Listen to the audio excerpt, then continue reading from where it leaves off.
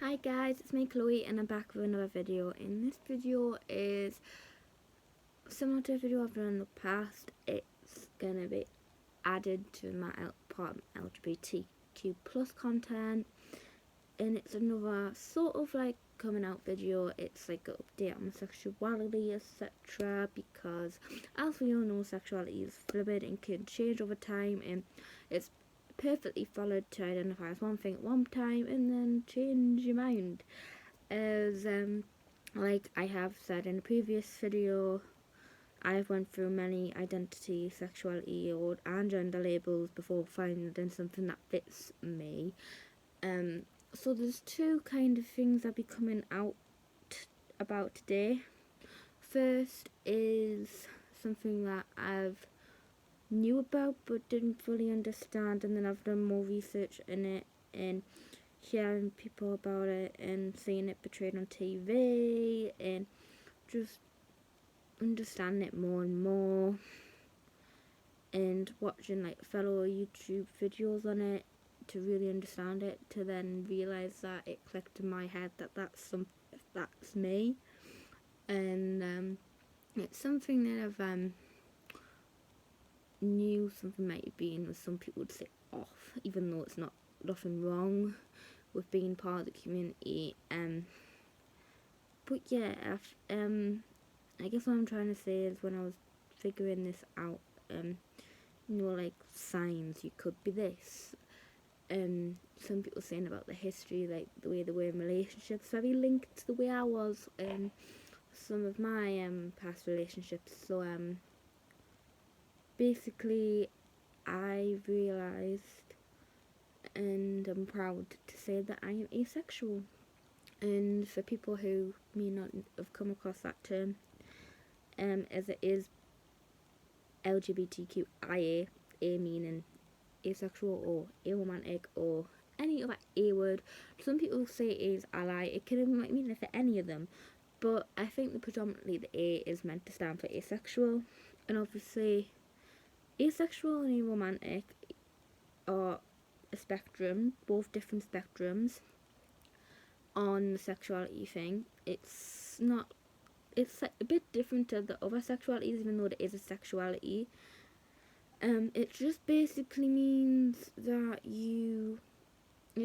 asexuality can be different for any person. Before I say my definition and my perception of it, basically means you can feel little or none, because some people can feel some, but that's most people who feel some is classed as grey sexual. And that's when I thought, I was like, am I grey sexual or ace? And I was like, I'm full on ace. So and basically, ace to me is when you feel no sexual attraction or desire or want to participate or anything to talk or any activity that could be perceived as sexual. They just don't want to do, and that's not for all these people, but that is just for me, and it makes me really uncomfortable about doing it. But I think what makes me confuse me about it is that I love creative writing, and some of my creative writing, fan fiction or stories, I include smut, and I'm actually really good at writing it, and sometimes it makes me like, I'm happy and proud of it, but then sometimes it makes me cringe, and like I just thought, but then I thought, like, that's like in a fictional aspect, because that's like a story I'm making up. But then if I was to put myself in that character's shoes and to think if that was happening to me, it would make me very uncomfortable. So it's just a bit different for everyone, and I think what lots of people need to understand about asexuality is that just because they may not experience sexual attraction, it doesn't mean they don't experience other types of attraction.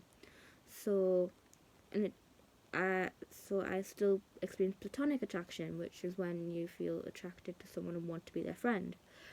Romantic attraction, when you feel romantically attracted to them, want to do romantic things with them, even though that is a bit delayed for me. Like, and what I mean by that is that I will not feel romantic attraction to someone instantly. that's because I also identify as demi-romantic, which is on the aromantic spectrum.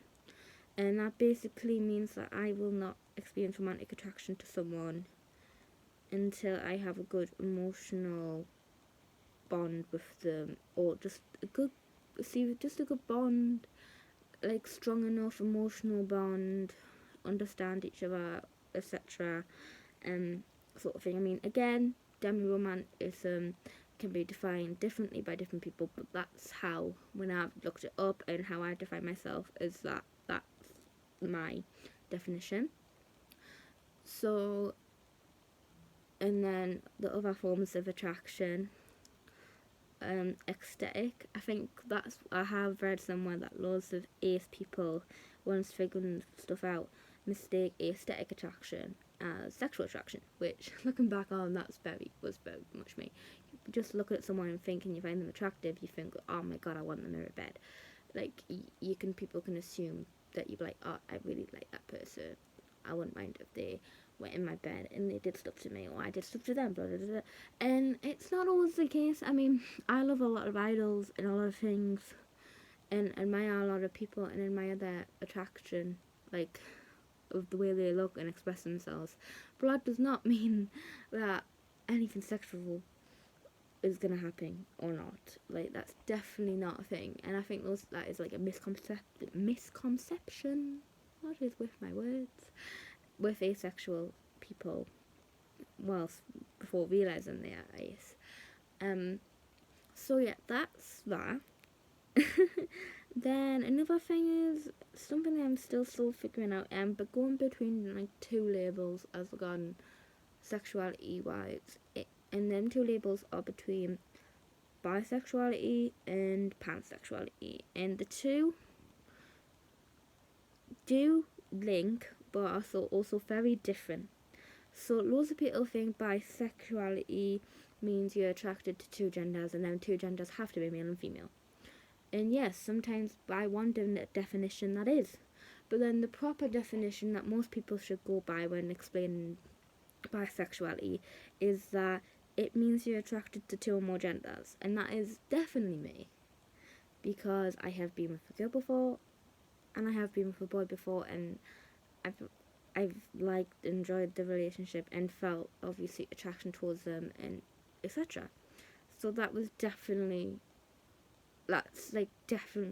bi ticked off. But then I also consider that I may be pan, and I think I'm leaning more towards the pansexual, because to me pansexual just basically means when you are attracted to all genders, binary or not. And some people perceive pansexual people as gender blind, so it's not basically about the gender or the genitals of the person. It's just basically about the connection that you have between that person. And that is very much me. Like, with my previous partners, I don't think it's really mattered about their gender. I think it's just about the connection that we had, and then the feelings that came, and the bond that we had, like, before in a relationship and during the relationship and stuff. So I lean towards pansexuality is what I am. But then the reason that holds me off from fully identifying as that is that it's not as well heard of or known of. And one thing that's so annoying about being part of the community is that you have to constantly come out, and sometimes you may not want to, so then you feel like you're back in the closet. And like, when meeting new people, it's like, yeah, I can understand when meeting new people it's not going to be the first thing you say, but then you don't want to necessarily hide it, especially if it's something you're proud of. But then sometimes people have to hide it for safety reasons, because sadly there are mean, cruel people in this world who can't accept people in the community for just loving who they want to love, identifying as who they want to identify, dressing how they want, etc. There are some people who, in my opinion, are still in the medieval ways of thinking about that, and not like adjusted to the century, and their opinions of that have changed now. So yeah, I think I am leaning towards the pansexual label, but I think the only reason that stopped me from identifying as that is the little knowledge that people have on it. And like when talking about sexuality to people, people tend to know the term bisexuality more, understand what that is more than pansexual. And I get that because it is a more well-known term, and not everyone's willing to want to know every term of the community and be really into it and stuff.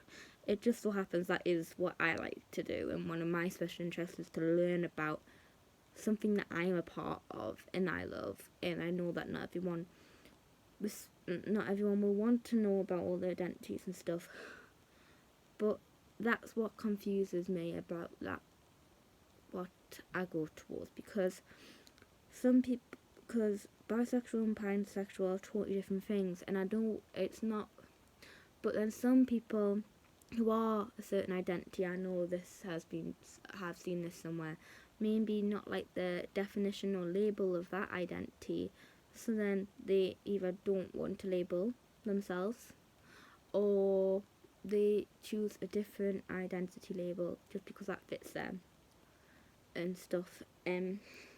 That's just really that. And another thing, I mean, I know this is not about my sexuality, but it is to update. But if anyone has Twitter, and lately follows the Heartstopper cast, aka the amazing actor Kit Connor, who plays Nick Nelson, you may have seen that he was unfortunately forced to come out before he willingly wanted to, because of the online bullying and harassment on questioning his sexuality ever since the first season of Heartstopper came out.